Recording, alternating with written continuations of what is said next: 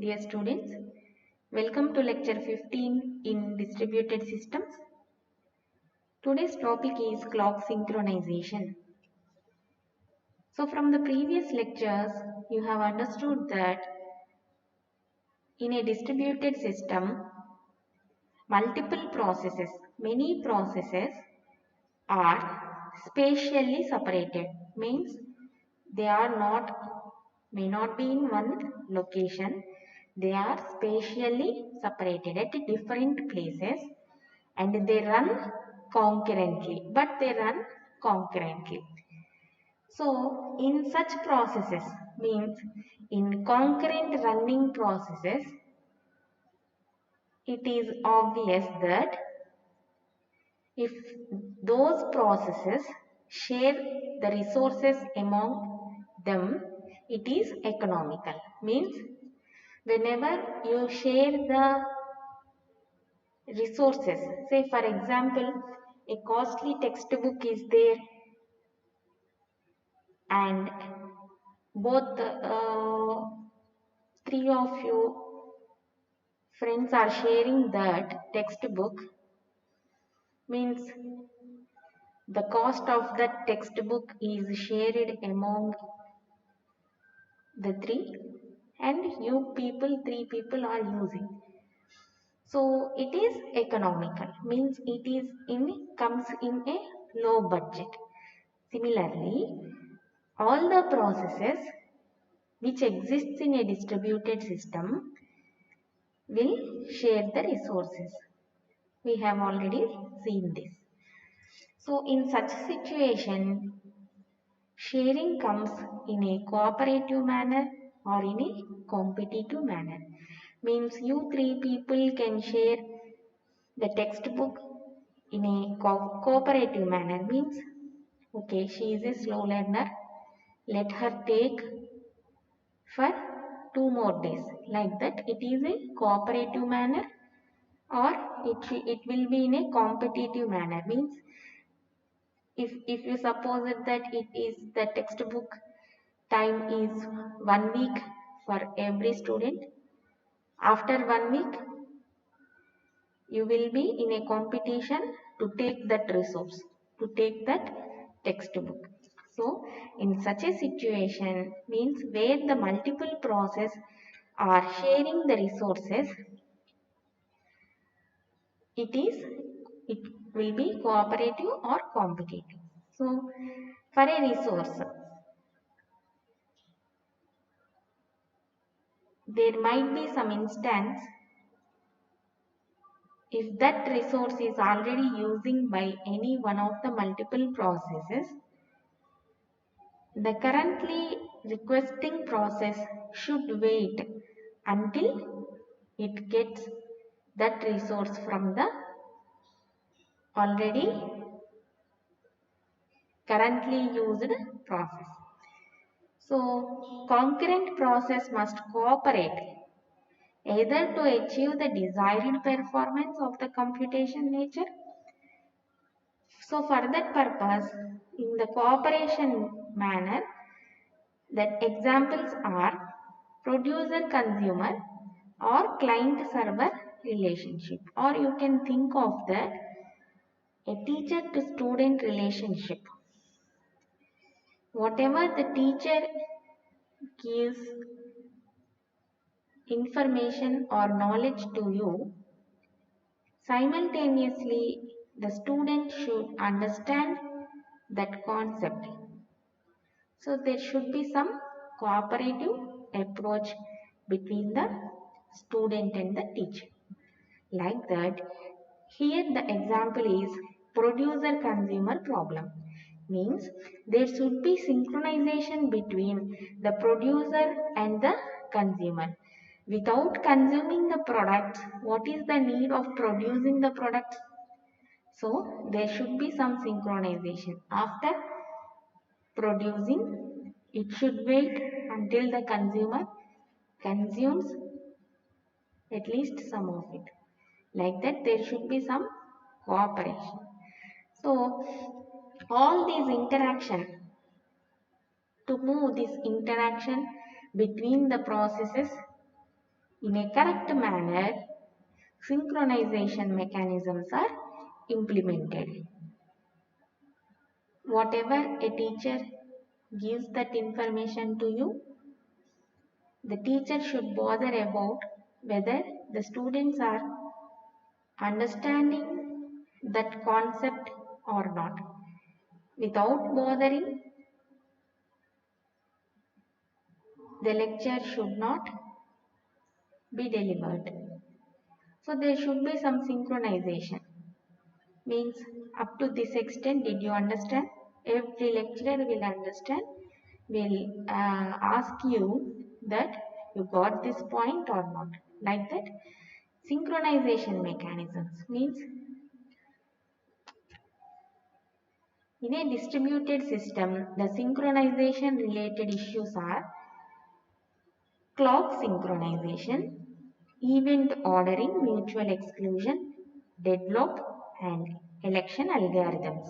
Two election algorithms we will discuss, ring algorithm and Boole algorithm. In this lecture, we will cover up to clock synchronization only. Okay. So the synchronization related issue is clock synchronization means every computer need a timer mechanism. See, for every computer or for every device, you will have a clock. So every computer need a computer clock. For what we need a computer clock? To keep track of the current time. Means what is the time now? We can check it in a computer. Yes, in the taskbar, rightmost corner, you will find the time. Like that, every computer maintains the current time in a computer clock. So, what is the purpose means? For various accounting purposes, accounting to note down what time the user A has spent on that particular computer.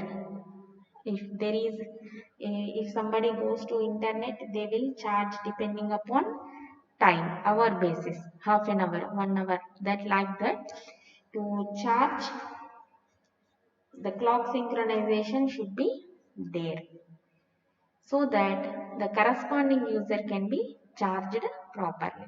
Whatever he uses for 1 hour of CPU utilization, the cost is this much means the both clocks of the client and server should be synchronized. So what is means it should be clocks should be synchronized. So for a correct results, for getting the correct results, all the clocks in the distributed applications, say for example railway reservation system is a distributed application. We'll see example of airline reservation system. So the nodes need to be synchronized with each other. In a distributed application, we know that there are different types of processes. Different processes will be there and the clocks of those nodes are synchronized, should be synchronized. See here, for example, we are taking the distributed online reservation system.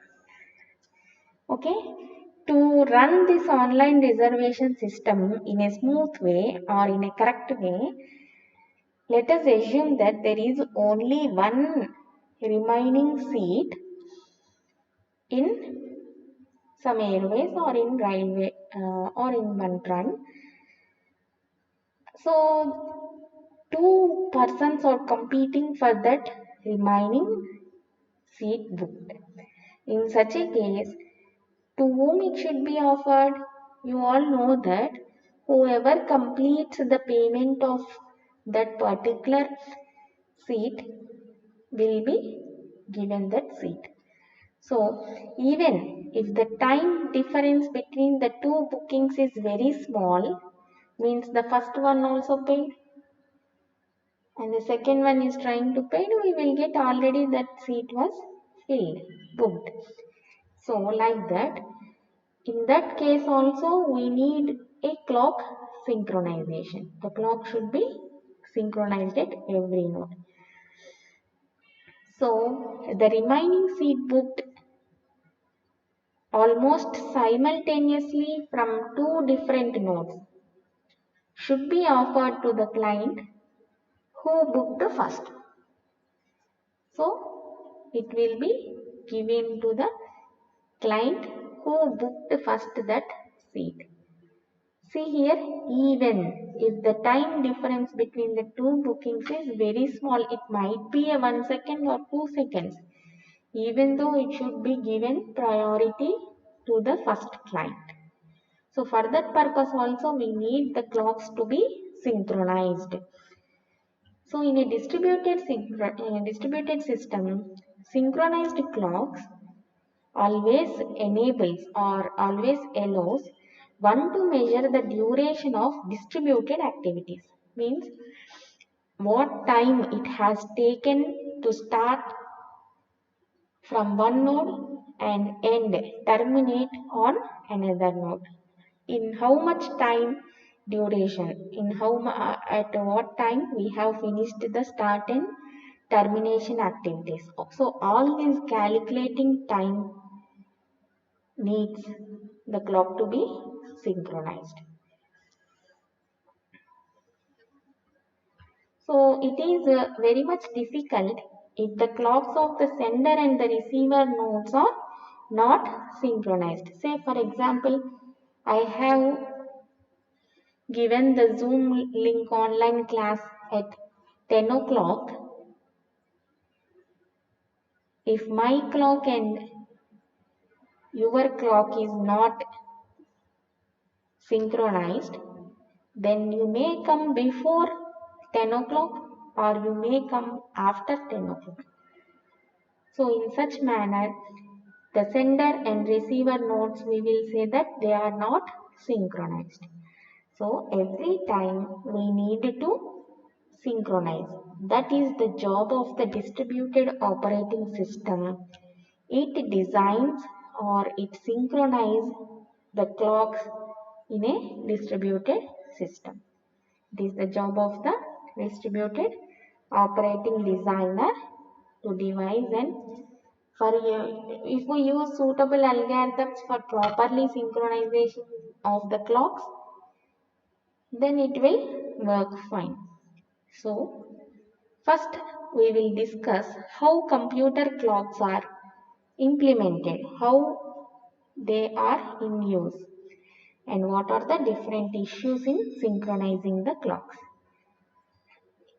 In every computer, we will have one battery. So all those computer clocks are implemented in such a way that they are having the three components. They will have the three components. Any computer clock consists of three components. Those are a quartz crystal, a counter register, and a constant register. Okay. There are three components in a computer clock. First of all, what is the need of computer clock? To synchronize the sender and receiver and to perform correct calculations. So that computer clock consists of three components: quartz crystal, counter register, constant register T. What the quartz crystal will do? It oscillates at a well-defined frequency. Well-defined frequency means each tick of the clock will go in the same manner. Say for example, it moves in every second in a correct frequency. What is the use of constant register means? It will store the constant value. Okay. What is that constant value? That value is decided based on the frequency of oscillation of the quartz crystal. How the oscillation will go on, that constant value will be placed in the constant register. Then what is the use of third component, that is counter register means? it will keep track, it will record all the oscillations of the quartz crystals. Means the value in the counter register is decremented by 1 for each oscillation of the quartz crystal. Initially, you may think of that the counter register value is equal to 60 seconds. So, for one oscillation, for one tick, tick, it decrements that value to 59, 58, 57, like that. It decrements the value by 1. Decrements means decreasing by 1. So, when the value of the counter register becomes 0, means after 60 ticks it comes to 0. So, in such a case, an interrupt is generated. Interrupt means,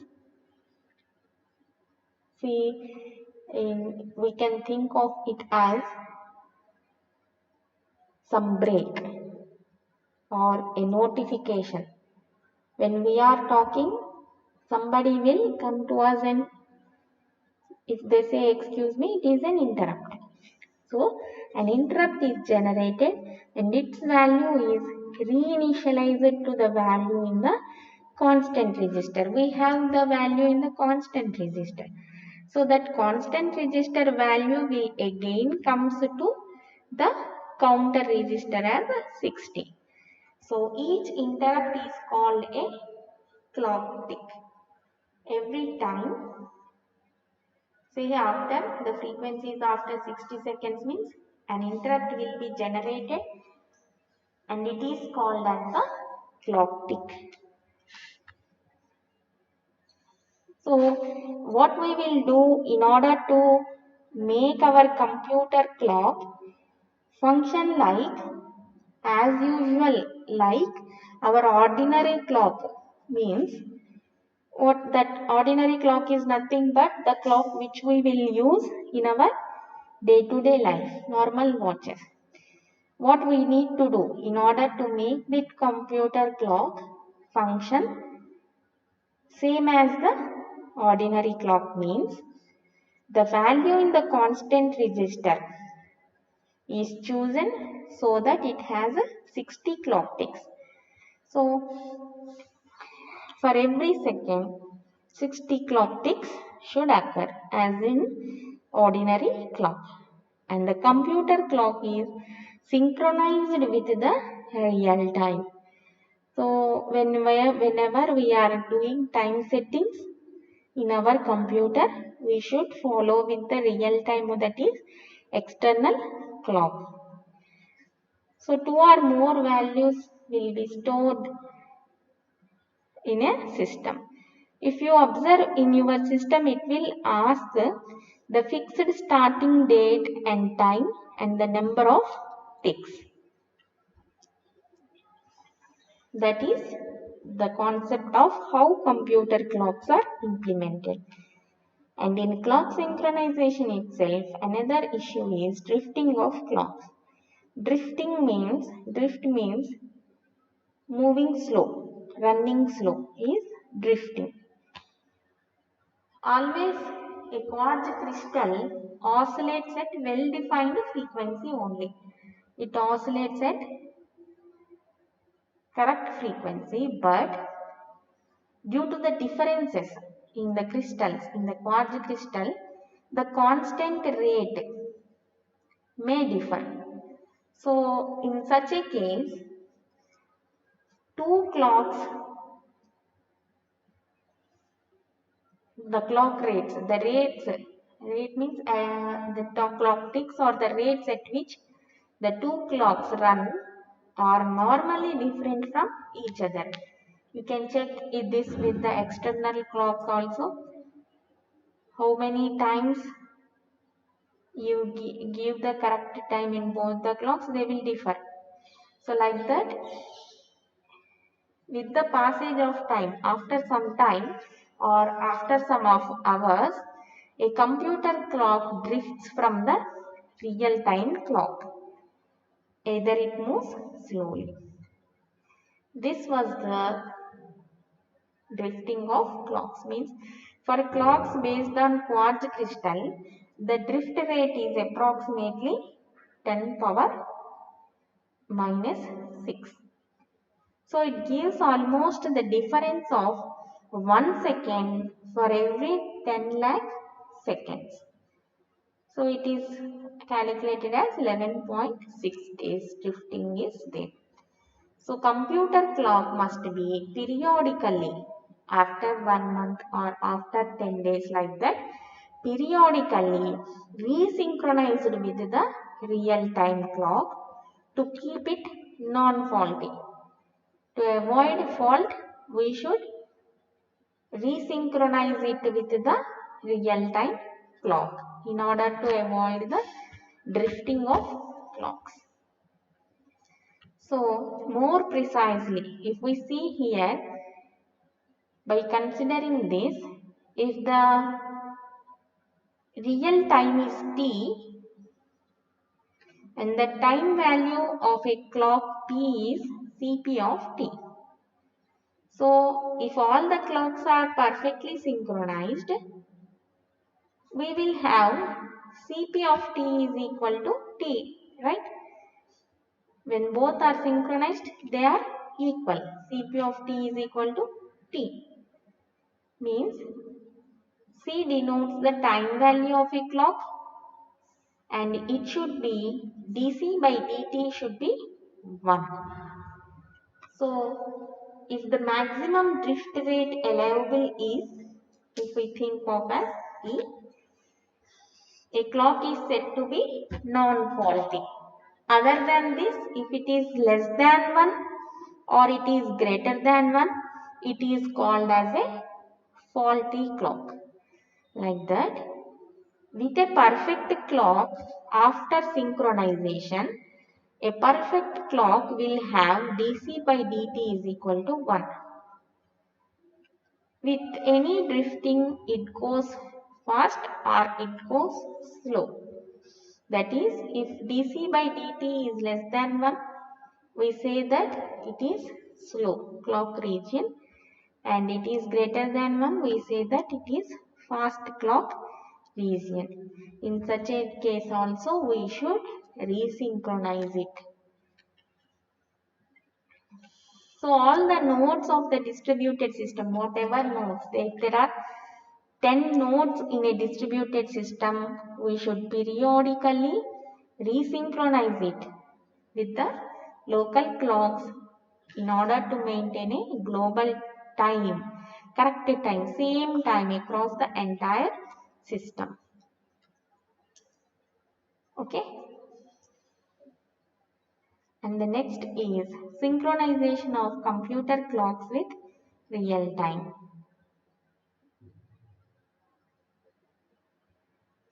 See here, there are two types of clock synchronization, external and internal.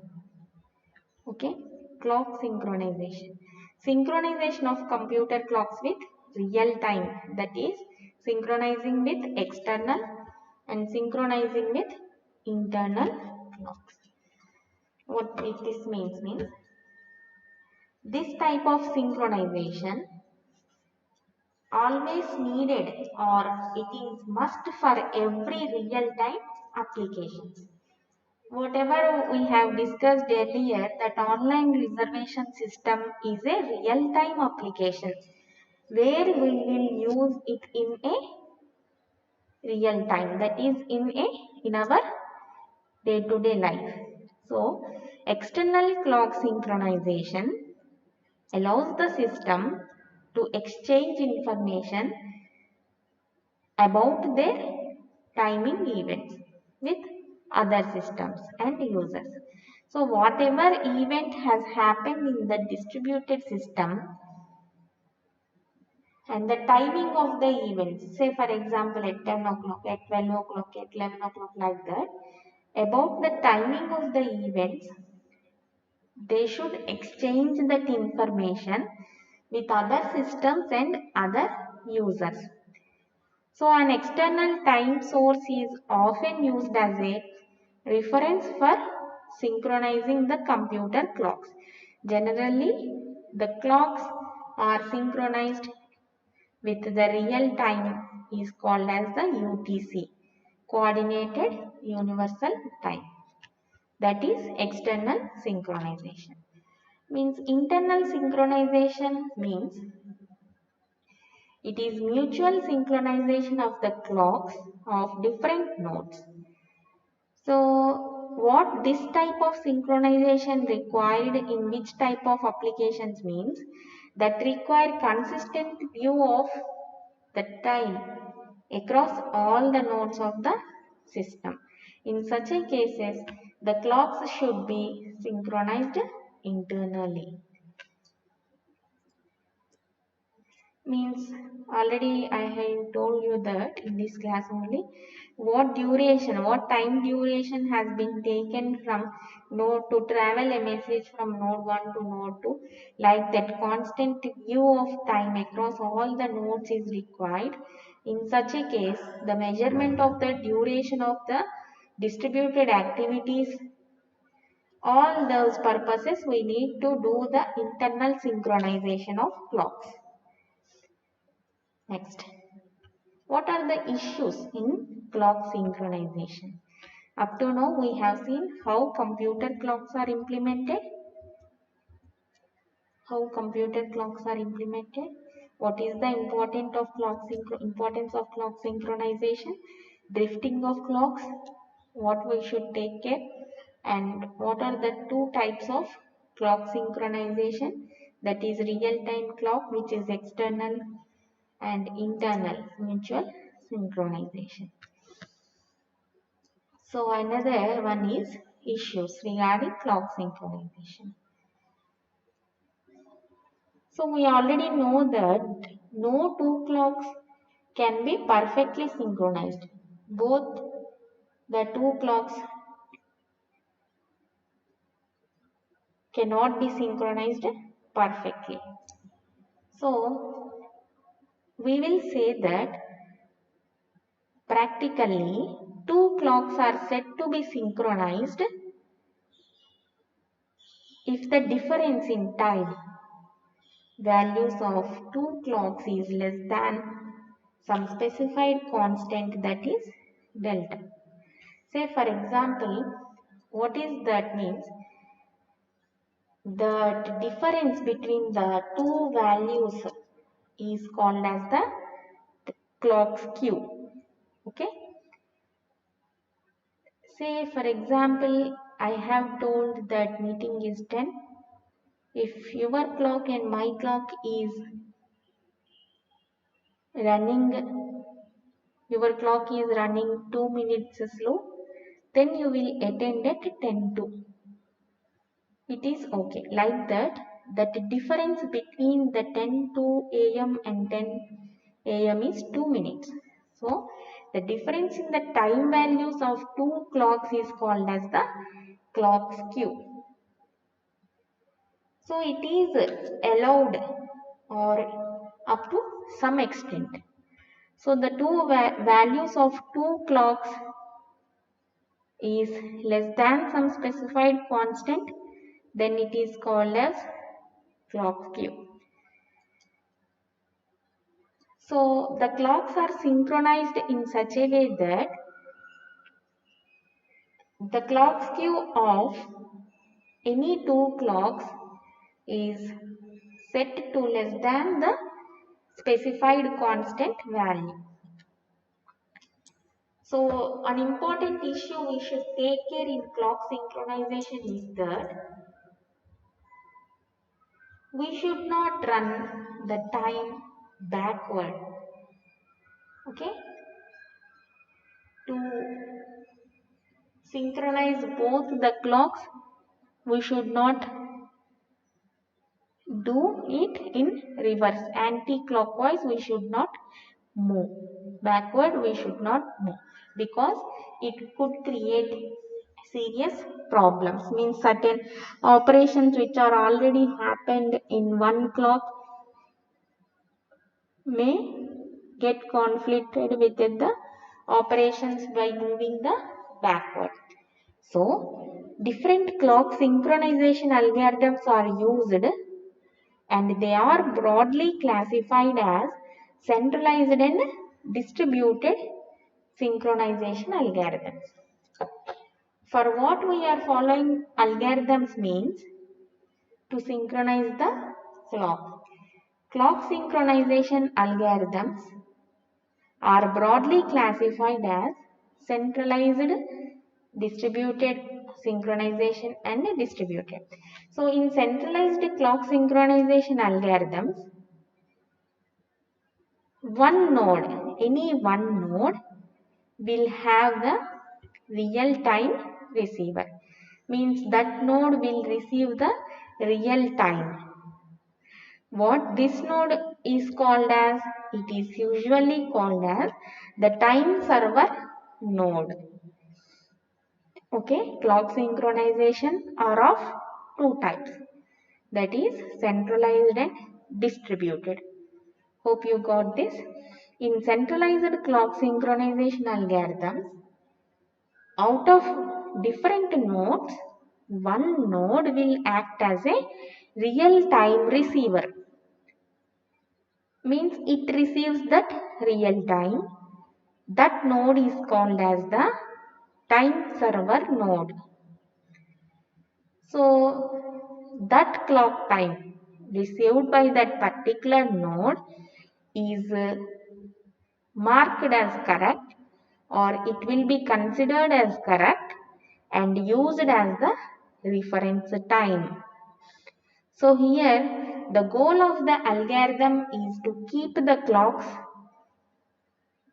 of different nodes in a synchronized manner with the clock time of this time server node. Means all the other nodes in that particular system should be synchronized as per with what time? As per the time server node. Why? Because it is receiving the real time.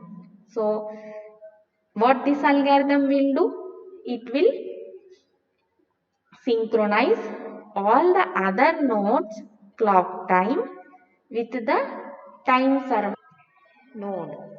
The clock synchronization algorithms are of two types. They are passive time server and active time server. So in passive time server method, each node periodically sends a message. What that message means? Time is equal to question mark to the time server. This is very much similar when we ask somebody what is the time now. Like that, each node will periodically send a message. Time is equal to question mark message to the time server. When the time server receives this message from that particular node, it quickly responds with the message that time is equal to t. Here t is equal to the current time in the clock of the time server node. Means your friend saying that current time is so and so. Like that,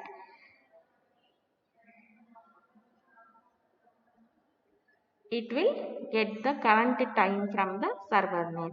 Here it is passive, means when the node asks or it sends a message to the time server, then only the time server will respond for current time. So let us assume that when the client node sends the time is equal to question mark message at clock time t0, and the client receives the time is equal to t as per the server node message at clock time t1. So both t0 and t1 are measured using the same clock, that is on client side. So this can be taken as from the time server node to the client nodes, the propagation of the message, means the duration of the message is t1 minus t0 by 2. We have to take off average, and therefore the reply is received at the client's node and the clock is readjusted to current time t plus t1 minus t0. This is the received time minus sent time. We will take the half of that time and we will consider by adding the time server clock time t. So by seeing this is not a very good estimate of the time to be added t for calculating the current time at client's node. Means this one is the, I hope you understood this. This is the propagation of the message. Means this is the request message by the client time and this is the response it was received at time 1. 10:20 it has sent, what is the time now? 10:25 it has sent that the time is 10:25, like that it received at 10:25. So 25 minus, we have said that 20 by 2 plus the 2 minutes or 3 minutes and then we will add to the time t, current time of the time server. But this type of procedure is not a very good estimate for calculating the current time.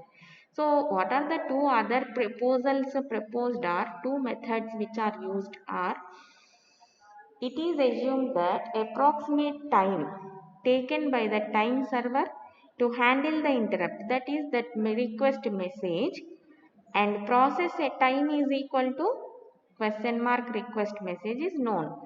Say for example it will take some 5 minutes, like that the request message is known. Let this time be equal to the interrupt I. So when the reply is received at the client node, it will readjust the clock to t plus t1 minus t0 minus that interrupted time by 2. This is the one method for readjusting the client clock. And another method was proposed by Christian. In this method, several measurements of t1 minus t2 are made. So in Christian algorithm, this algorithm is used to synchronize time with a time server by client process. Means client process will synchronize its time by the time with a time server time. So this algorithm works very good in low latency networks. Means it will, latency means the delay in the response time is latency. If we are getting a quick reply, then it is having the low latency, like that, where the round trip time is short. Round trip time is nothing but the duration, time duration between the start of a request and end of the corresponding request. Means that is response is nothing but that round trip time. So this will be used, this algorithm is used and it works well with low latency networks.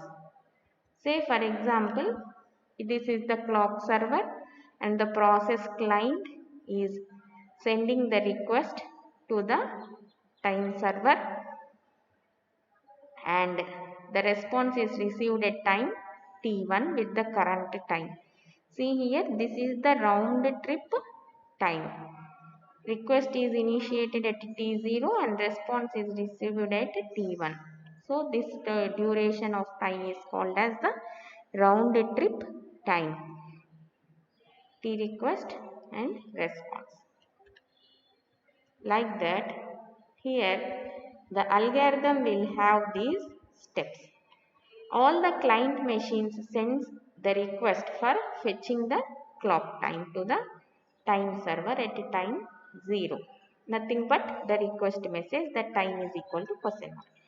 The clock server listens to that particular request made by the client and returns the response. So the client process that response, means it takes that response from the clock server at time t1, and it calculates the synchronized time as t server plus t1 minus t0 by 2, which we have dealt previously. So t client refers to the synchronized clock time, t server refers to the clock time returned by the server. So this can be t1 minus t0 refers, means what it represents means the combined time between the taken by the network and the server to transfer the request to the server. So all these will go in a network, client to server request, server to client returning response will take. So that some conclusion can be made with the help of Christian algorithm that error epsilon is t1 minus t0 by 2 comma t1 minus t0 by 2. So it can be the time, resynchronized time at client side.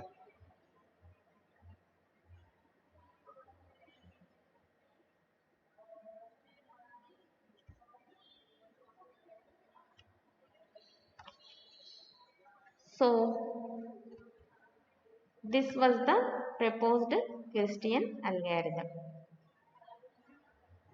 And the next type is active time server.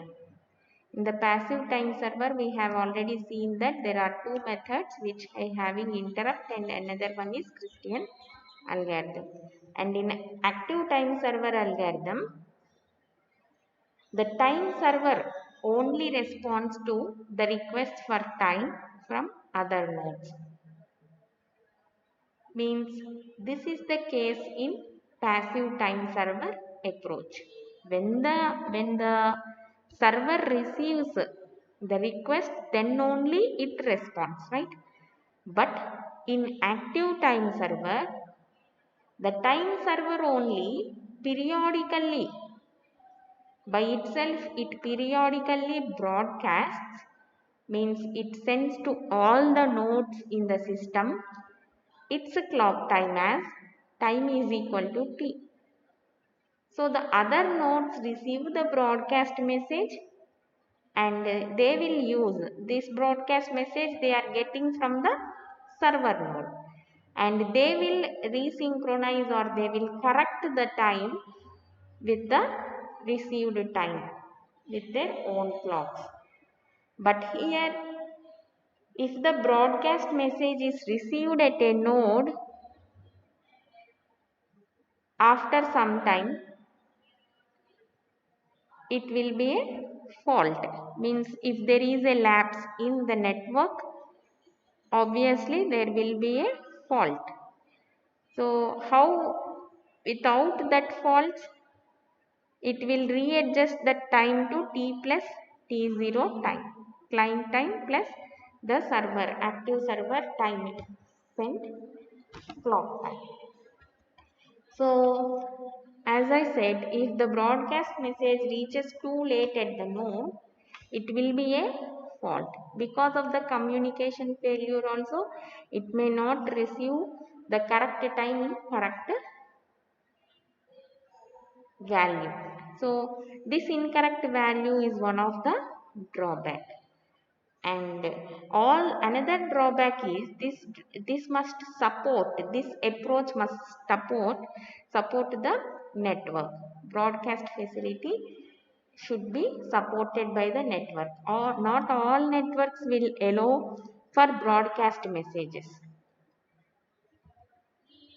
So another active time server algorithm was proposed with the drawbacks of the above algorithm, that is Berkeley algorithm. So that Berkeley algorithm is used for synchronizing internally by a group of computers which are running under Unix platform. So the Berkeley algorithm is a clock synchronization technique which is used in distributed systems. This algorithm will assume that each machine node in a network is not having accurate time source, or it even does not possess the UTC server, coordinated time server. So what this algorithm is, an individual node out of all the nodes, one node is selected as master node from a pool of nodes. Pool of nodes means group of nodes in the network. So this main node in the network acts as a master and the rest of the nodes act as slaves. So this master node is chosen using an election algorithms, which we will discuss in next lectures. How this master node is selected for clock synchronization means we will discuss in election algorithm. So the first point in this algorithm is selection of master node out of a pool of nodes. So that master node will periodically pings means tells sends a message to all the slave nodes and fetches clock time at them using Christian algorithm. It will take the clock time of the slaves nodes. So this diagram you see here, how the master sends the request to the slave nodes. Request for time to each slaves means here there are 4 nodes. Out of that one is master and the other 3 nodes are the slave nodes. Here the master is requesting for the request time. What is the time now at your node? Like that, what is the time at your node? What is the time clock time at your node? Like that it sends. Whenever all the slave nodes get the request from the time server, means that is the master node, the slaves will respond the time back to the master. See here, the time at slave 1 is 310, at slave 2 is 250, slave 3 is 320. But here it is 3 only, master node. So master node calculates the average time difference between all the clock times, means slave 1, slave 2, slave 3, or if there are any further nodes, it also calculates the average time difference between the clock times received by the master system, and this average time difference is added to the current time of master's system clock and it broadcasts that time over the network. That is the Berkeley algorithm. Okay. So the centralized clock synchronization algorithms are suffers from two major drawbacks. As it is centralized, they are subject to single point failure. Means if the time server node fails, the clock synchronization operation cannot be performed. Why? Because in centralized clock synchronization, we are getting the clock time and the client nodes are synchronizing their clocks with the help of time server node, that is master node. So this system is unreliable and obviously a distributed system should be more reliable than its individual nodes. So in the scalability point of view also, these algorithms are not acceptable generally to get all the time requests serviced by single time server. So it is somewhat burden on that particular process. These two drawbacks are overcome in distributed algorithms. We have already said that there are two types of clock synchronization algorithms, centralized and distributed algorithms. Now we will see distributed algorithms. So the distributed algorithms overcome the problems of centralized synchronization algorithms. What it will do means the distributed algorithms will internally synchronize for getting the better accuracy in time. So there are two approaches that can be used in distributed algorithms for getting better accuracy of time, that is global averaging distributed algorithms. So what we will do in this approach means the clock will process at each node broadcasts its local clock time in the form of the resynchronization message. So this, after some interval of time, this resynchronization message is sent. So how it will be done means this is done when its local time is equal to T0 plus IR. What is this R means? It is a system parameter. It depends upon the total number of nodes in a system, and T0 is the fixed time agreed by all the nodes. Means after some time of T0 fixed time plus the agreed time plus the number of nodes in the system, it equals to some integer value I. After the local time equals to this I, it will send a message. So after broadcasting the clock value, the clock processes the node and it waits for time t, which is determined by the algorithm. So during this waiting, the clock process collects the resynchronization messages and it records the time. It also estimates the skew. So this helps in developing a fault tolerant average, and it is used for correcting the clocks. So the global averaging algorithms will differ mainly in the fault tolerant average of the estimated skews. We have already discussed that skew is clock skew. We have already discussed that the clock skew is nothing but the difference between the two clock values is clock skew. So the estimated skews is calculated.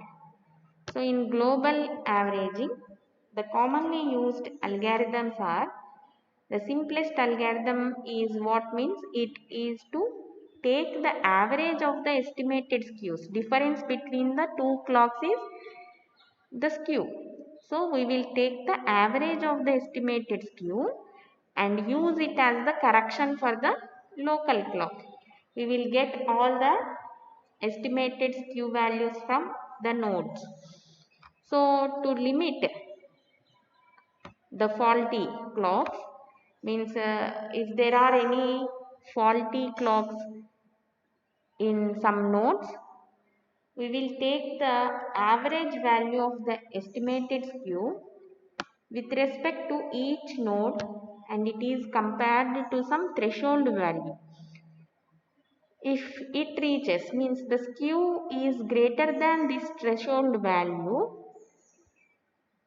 they are set to 0, and before the computing they will take the average of the estimated skews.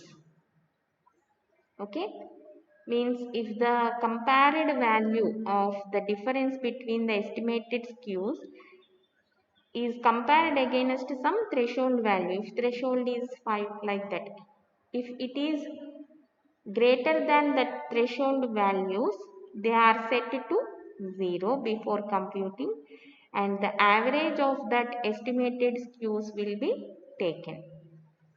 So another type of algorithm is each node limits the impacts of faulty clocks. What it will do means by it will discard means it will leave the m highest and m lowest estimated skews m plus n and then calculate the average of the remaining skews.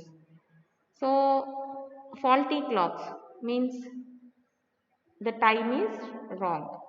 So it first only it discards the m highest and m lowest estimated skews and then it calculates the average of the remaining skews in this algorithm.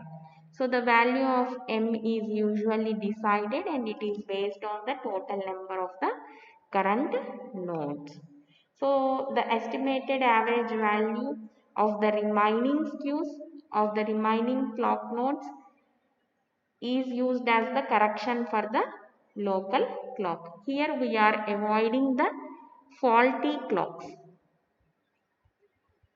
Next, second type is in distributed algorithm, synchronization algorithm is localized averaging distributed algorithm. So the above discussed global averaging algorithms, they will not scale as they need a network to support the broadcast facility and a lot of traffic will be generated for this purpose for the time getting the time purpose. So local averaging algorithms will overcome all these drawbacks. Why? Because the nodes in the distributed system are logically arranged in a pattern of ring. Okay. So each node will exchange its clock time with its neighbors and then sets its clock time to the average of its own clock time and the neighbors. Here we are avoiding the traffic in localized averaging. Why? Because we are taking the clock time of our neighbor and we will adjust. This is similar to you will not you will not get the details from the UTC server. Simply you will ask the your friend what is the time now and you will adjust it to your clock. Like that here it will take the clock time of the neighbors and then it sets its clock time to the average of its own clock and plus its neighbor's clock. So the topics covered in this lecture are what is the importance of synchronization, why all the nodes are synchronized in distributed systems and applications. Out of 5 synchronization issues, we have dealt with clock synchronization. And under this topic, how computer clocks are implemented is discussed. And it has 3 main components, that is quartz crystal, constant register and counter register. After this, drifting of clocks, clock tick, what is meant by clock tick, clock skew, perfect clock, faulty clocks, non-faulty clocks also we have discussed. And after this types of clock synchronization means we can synchronize clocks external with external clocks or internally. There are two types, external and internal synchronization, and the algorithms used in clock synchronization are of two types. They are centralized clock synchronization algorithms and distributed algorithms. So in centralized clock synchronization, we have two types. They are passive time server. In this we have discussed Christian algorithm, and the second is active time server where we have discussed Berkeley algorithm. After this we have discussed the drawbacks of centralized algorithms for clock synchronization and Another type of clock synchronization algorithm is distributed algorithms, where these algorithms will overcome the disadvantages of centralized algorithms. These are also of two types. They are global averaging distributed algorithms and local averaging distributed algorithms. Hope you all have understood these topics. Thank you.